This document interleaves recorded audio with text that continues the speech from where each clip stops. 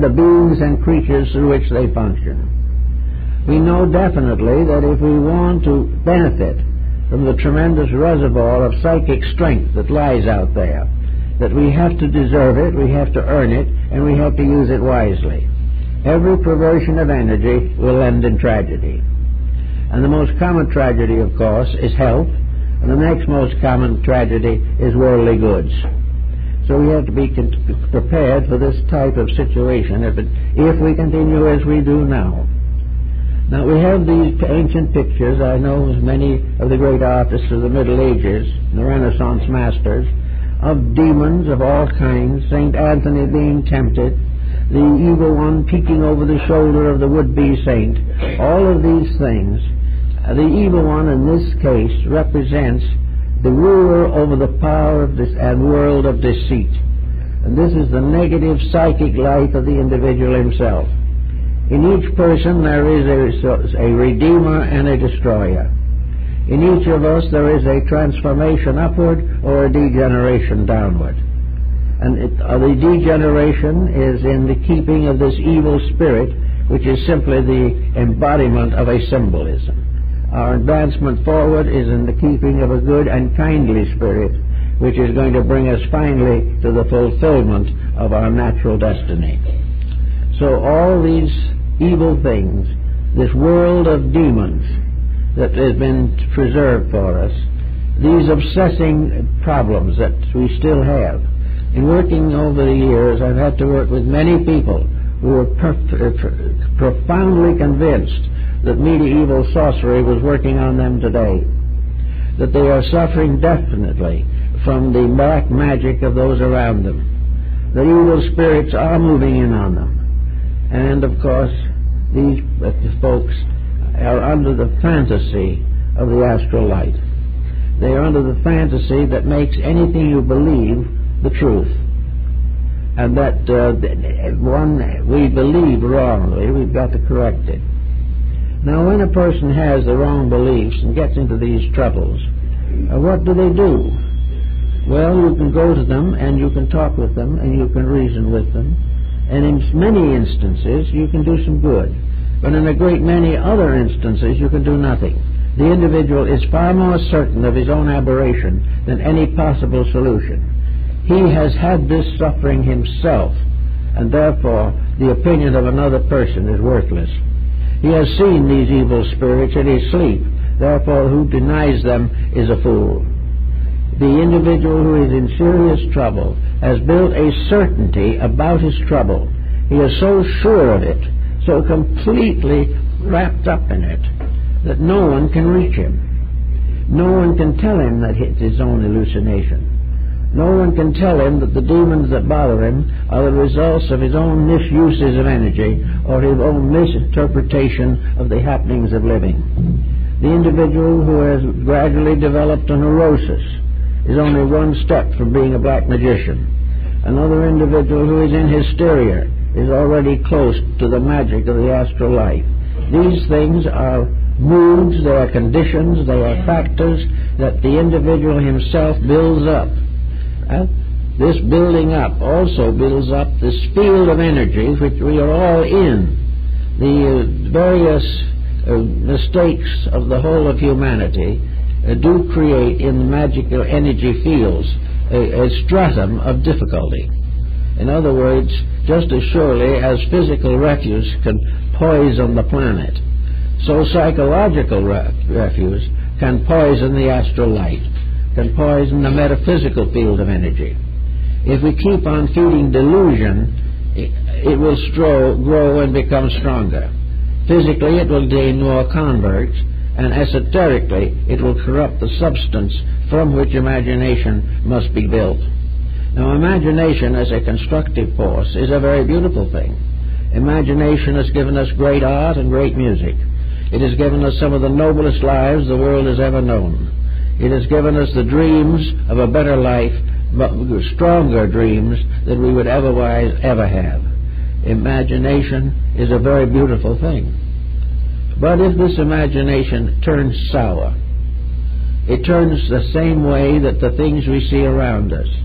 We see great music turning sour.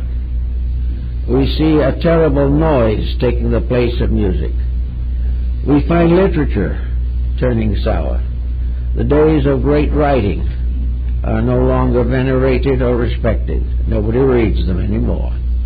In a very short time, motion pictures and television have gotten into very serious moral difficulties, simply because they did not have the courage to stick to principles. Everywhere we turn, decadence is the prevailing circumstance. And this decadence represents a kind of infection. It is something that not only we gain through contact physically, but the energy fields that supply the life upon which we must live are also depleted. The energy fields not giving us the proper supply of constructive energy. We begin to be sick, we get tired, we get worried. We find more and more justification in fear. And all these things represent finally a vast chemistry, a great negative alchemy that is affecting all of us and affecting the world in which we live. Now, we can't necessarily go out and force a change in the astral light. It is said that after the crucifixion that Christ descended into limbo to liberate the lost souls. This was a part of the idea of the ministry, that he could cleanse or harrowed Hades. And this was part of the doctrine also in the Orient, where the Buddhas went down into the underworld to redeem the lost or tired or broken ones.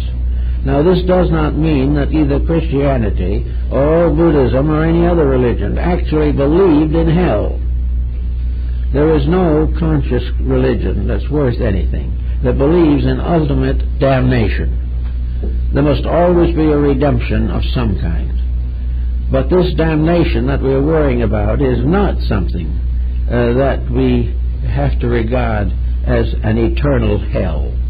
It is something which we must regard as a level of misuse, a misunderstanding, abuse of powers and privileges, that we have gradually weakened our own integrities, and if there is an evil world, it's right here, not where we go. We cannot go, as Plato pointed out, to anything much worse than we have here. And the idea that the solution lies in escaping from here is no good, because wherever we go, we take ourselves with us. And it is the self we take with us that is the greatest cause of our annoyance. It is the greatest cause of our distress and misery. Consequently, we have to get to work and more or less use fantasy, use imagination for great good. We have seen the wonderful poems of the mystics. We have seen the beautiful scriptures that have been given to us by all the nations of the world. We see the magnificent architecture. We see the tremendous beauty of the garden that has been given proper and due care. We find the glory and wisdom of the good person who has lived well in the fulfillment of duty, responsibility, and dedication. All these things are part of fantasy, part of imagination, but they are what Jack London called dreaming true. They are the thing that proves that the fantasy is really an anticipation of the fact that everything that we hope for can come. Everything we believe to be right will triumph. But at the same time, we must do what we can to get away from contributing to the attitudes that make us sick. And one of the good answers to this is that we must get over the idea that we can correct any condition we do not like unless we cannot correct it unless we outgrow it. That has to be solved. We cannot walk out on our crimes, sins, and misdemeanors. We can take them to the grave, but they will not end there. We must definitely take hold of the great concept of the ethical universe, which energies for every particular purpose. Not long ago, I read a little article about Zen and Buddhism, and in it was something I'm going to do something with some of these days if I last that long, and that is the fact that snow was crying when it melted. Now, this is a kind of a strange thought out of context, but to the idea it is, even snow is a being. Everything is a reality of some kind. Everything that we abuse is a reality that weeps. Everything we do well is a reality that rejoices. Every single thought we have has some relation to being. Hope